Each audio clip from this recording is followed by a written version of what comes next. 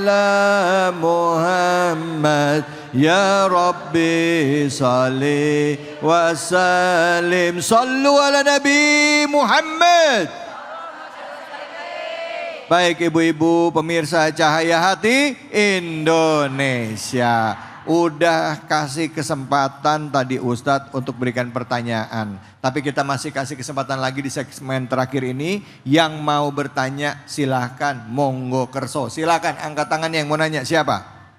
Siapa yang mana? Mana tadi? Sebelah mana? Ibu, oh ya oke, silahkan Ibu. Nama dan pertanyaannya apa ya? Assalamualaikum warahmatullahi wabarakatuh. Waalaikumsalam warahmatullahi wabarakatuh. Perkenalkan, nama saya Maisyarah dari Majelis Taklim An-Nur Serua Pusat, Bojong Sari, Depok. Izin bertanya Pak Ustadz. Silakan. Bagaimana cara menjaga diri di tengah dunia yang penuh godaan tanpa merasa paranoid atau berlebihan? Terima kasih. Wassalamualaikum warahmatullahi wabarakatuh. Waalaikumsalam warahmatullahi wabarakatuh. Silakan Ustadz Fatullah bisa menjawab pertanyaannya Ibu. Ya, lagi silakan. bengong-bengong. Bagaimana tadi? Bu, diulang pertanyaannya. Ustadznya tadi lagi mikirin jawaban yang tadi. Gimana Bu pertanyaannya? Mohon maaf.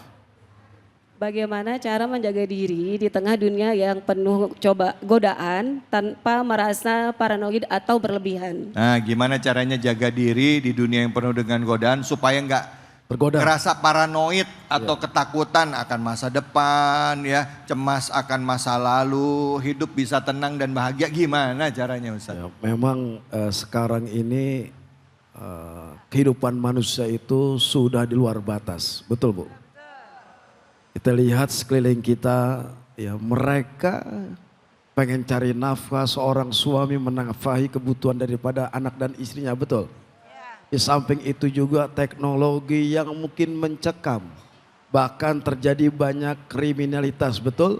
Ada yang pembunuhan, pemerkosaan, narkoba, suami gak pulang-pulang, ada. Jadi kita supaya nggak paranoid bagaimana? Masa depan tetap Bu, harus kita raih dengan doa. Dengan keyakinan meskipun kita rasa ketakutan itu ada, yakinlah kepada Allah. La yuradir qadri illa bidoa. Takdir bisa dirubah dengan doa, betul? Makanya banyakin doa. Rasa ketakutan itu bagi orang beriman, itu justru makin meningkat imannya kepada Allah.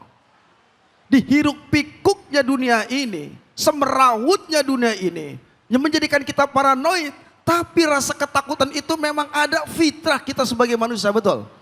Fitrah sebagai manusia kita bisa menganalisa sesuatu di dunia ini. Tapi maka orang yang beriman memantapkan dirinya, rasa tidak takutnya.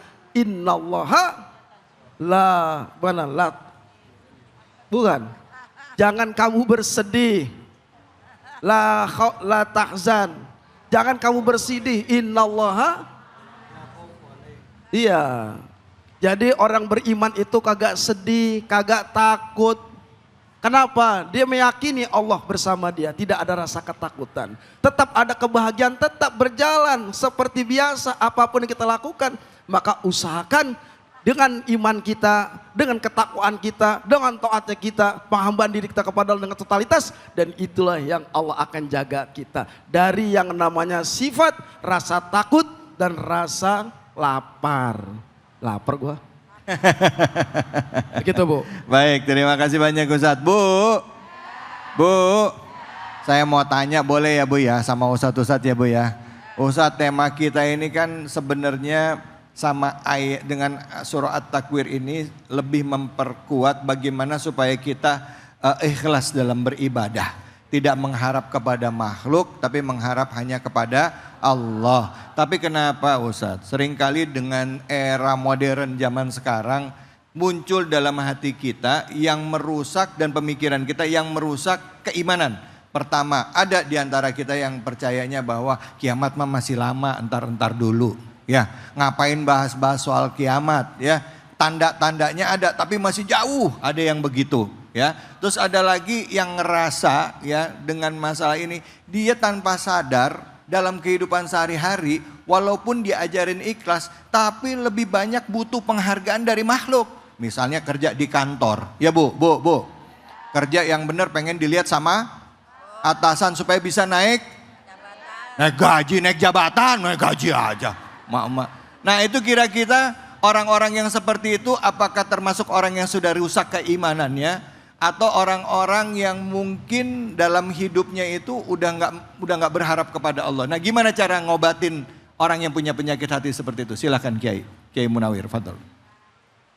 Bismillahirrahmanirrahim. Pertanyaan luar biasa. Allah sudah menjelaskan kepada kita, ya ayyuhalladzina amanu la tattabi'u khutuwatish syaitan. Hei orang yang beriman, orang yang percaya kepada Allah, la tattabi'u, jangan kalian ngikutin siapa? Syaitan. Karena apa? Syaitan itu mengganggu terhadap diri kita. Itu bukan hanya dari tetangga saja, tapi dari saripati makanan. Makanya asyaitonu tajri minadam. Syaitan itu mengalir mulai saripati darah kita. Itu yang menyebabkan ketika kita hidup pilihan. Fa'alhamaha fujuroha watakwa. Kalian mau hina atau pengen takwa, seperti itu. Oh gitu, jadi apa yang kita makan, apa yang kita lakukan sehari-hari itu mempengaruhi diri kita. Mempengaruhi diri kita, jadi apalagi kalau makanannya tidak halal. Termasuk juga pola pikir kita. Jadi orang-orang yang punya pola pikir, kiamat masih lama, itu buru-buru istighfar, introspeksi diri. Karena bisa jadi mungkin alamnya nggak hancur tapi dianya meninggal duluan. Ada yang begitu ada? Ada ya kan malaikat. Tapi ada guru. Ada Al-Quran Allah bilang kolbun marid, kolbun mayit, kolbun munafik. Dan orang-orang yang pengen diminta dihargai oleh makhluk itu namanya kolbun marid. Ibu tahu kolbun marid? Hatinya penyakit. Kolbun mayit ada nggak mau ibadah tapi hidup dia kayak bangkai, betul guru ya? Iya, baik. Jadi orang-orang yang kayak gini dia kolbun marid ya. Kolbun marid penyakit. Jiwanya sakit ya, jiwanya sakit ya. Baik. Mudah-mudahan insya Allah kemarin kita sempat bahas juga tentang bagaimana caranya mengobati hati ya. Obat hati itu ada 5 perkaranya. Yang pertama baca Quran dan maknanya. Jadi lagu, jadi nyanyi. Mudah-mudahan insya Allah akan kita kaji lebih dalam lagi tentang kolbun, tentang hati juga bagaimana supaya kita bisa menata hati. Dan insya Allah kita wafat dalam keadaan husnul khotimah, dalam keadaan beriman kepada Allah Subhanahu Wa Taala. Untuk itu mari sama-sama kita berdoa dengan kedua orang guru kita. Untuk itu doa dipimpin oleh Kiai Munawir Ngacir. Silahkan Kiai, fadhol. Astaghfirullah Rabbal baraya, astaghfirullah minal khotoya. Pandang suami kita, anak kita. Astaghfirullah Rabbal baraya, astaghfirullah minal khotoya. Pandang orang tua kita. Astaghfirullah Rabbal baraya, astaghfirullah minal khotoya. Bismillahirrahmanirrahim. Alhamdulillahirabbil alamin. Hamdan yuwafi ni'amahu wa yukafi'u mazidah. Ya Rabbana lakal hamdu kama yanbaghi li jalalika wa li'azimi sultanik. Ya Allah, ya Rabb, Engkaulah yang maha dipuja dan dipuji ya Allah ya Rabb. Engkaulah yang menguasai seluruh alam ini ya Allah ya Rabb. Ya Allah ya Rabb, Engkaulah yang maha pemurah lagi maha penyayang. Ya Allah ya Rabb, Engkaulah yang maha merajai seluruh alam ini ya Allah ya Rabb. Ya Allah ya Rabb, kami duduk di Masjid Al-Ikhlas ini bersama saudara, keluarga, sanak famili ya Allah ya Rabb. Tiada lain untuk menyembah kepadamu ya Allah ya Rabb. Ya Allah ya Rabb, kami yang hadir dhaif, lemah iman, lemah ibadahnya ya Allah ya Rabb. Pada hari ini kami memohon pertolongan kepadamu ya Allah ya Rabb, agar kami mendapatkan petunjuk yang lurus, yaitu orang-orang yang telah Engkau beri nikmat ya Allah ya Rabb, bukan orang-orang yang telah Engkau murkai. Ya Allah ya Rabb, ampunilah dosa kami ya Allah ya Rabb, dosa kedua orang tua kami ya Allah ya Rabb. yang pernah mengandung kami 9 bulan 10 hari ya Allah ya Rabb. Ketika melahirkan taruhannya antara hidup dan mati ya Allah ya Rabb. Jika orang tua kami melahirkan hidup menjadi hidup yang mulia ya Allah ya Rabb. Jika orang tua kami meninggal melahirkannya ya Allah ya Rabb, menjadikan mati syahid di hadapan-Mu ya Allah ya Rabb. Ya Allah ya Rabb, kami yang hadir hebat bukan karena kami ya Allah ya Rabb, tapi karena didikan kedua orang tua kami ya Allah ya Rabb, yang pagi menghantarkan sekolah kepada kami, siang kepanasan, kehujanan, namun orang tua kami tidak pernah minta balasan kepada kami ya Allah ya Rabb. Ya Allah ya Rabb, sayangilah kedua orang tua kami ya Allah ya Rabb, sebagaimana Engkau menyayangi pada waktu kecil. Ya Allah ya Rabb, jika suami hari ini masih ada ya Allah ya Rabb, jadikan suami kami menjadi uswah dalam rumah tangga kami ya Allah ya Rabb.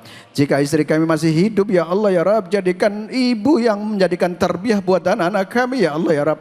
Ya Allah ya Rabb, jika anak kami hari ini sedang sakit, mudah-mudahan dengan wasilah doa ini bersama, insya Allah mudah-mudahan Engkau kabulkan permohonan kami ya Allah ya Rabb. Angkat penyakit anak-anak kami yang sedang sakit ya Allah ya Rabb, dan selamatkanlah kami hidup di dunia ini ya Allah ya Rabb, dan selamatkanlah kami di akhirah ya Allah ya Rabb, dan selamatkanlah dari api neraka-Mu. Wa sallallahu ala sayyidina Muhammadin wa ala alihi wa sahbihi wa baraka wa sallam, walhamdulillahi rabbil alamin. Amin amin ya rabbal alamin. Alhamdulillah rabbil alamin. Terima kasih banyak guruku, terima kasih banyak ibu-ibu, bapak-bapak, jamaah Masjid Al-Ikhlas, dan juga pemirsa Ainus dimanapun saja Anda berada. Hari ini kita belajar banyak tentang bagaimana hidup di dunia ini cuma sementara.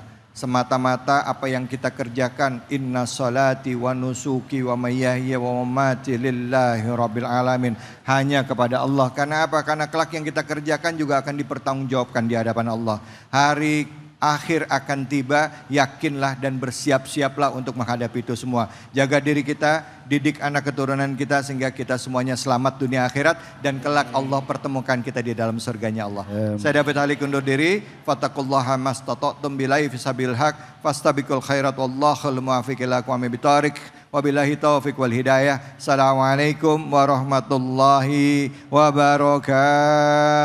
Waalaikumsalam warahmatullahi wabarakatuh. Salatullah salamullah ala taha rasulillah.